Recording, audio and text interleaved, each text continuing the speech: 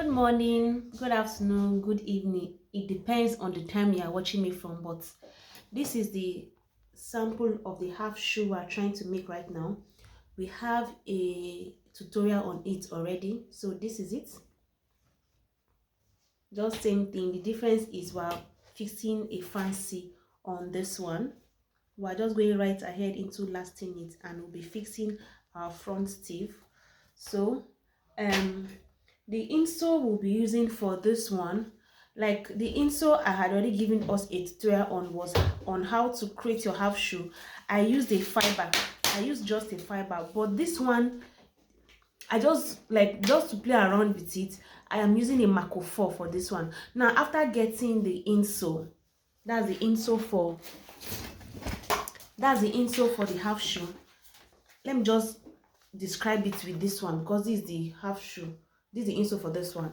So instead of using a fiber, I went ahead into using a Mako 4 to just give the customer a fluffy, like a soft kind of feeling when they are wearing it, instead of using a fiber. So I'm just, let's say, playing around it, or in experimenting around it. So yeah, if you want a video on how you can get that done, you just let me know in the comment section.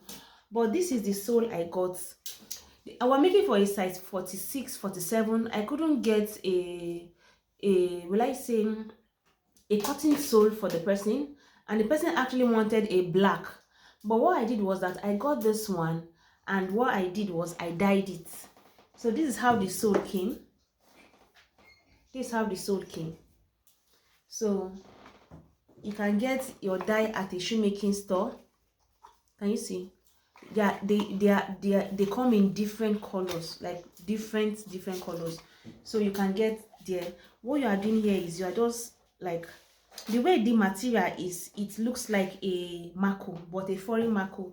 So something like that really collects dye, unlike shiny materials. This one is not shiny, so it has a tendency of collecting dye more than any shiny material. When it comes to wet look material, receiving dye can be very, let's say, complicated, or it's almost impossible. But when it comes to material like this, especially material that has a Mako feel, like a rough feel on it, it tends to, will I say, accept dye more. So I am just dyeing it because I want it to look like a black sole. Now this is it. So what I'm doing here is I'll allow the dye sit for some time.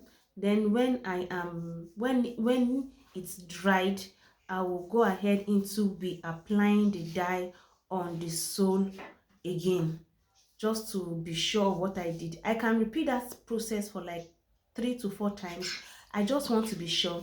Now when I'm done with that, then I can use my black polish to just polish it, to just get the feel I want. Now guys, you know, of course, the next thing you are going to see is the aftermath of this our half shoe. And like I always say, if you have any question on the lasting process, on any process, you just let me know in the comment section. But for now, this is basically the process we are going into. Thanks for watching. I truly appreciate. See you in my next video. Bye guys.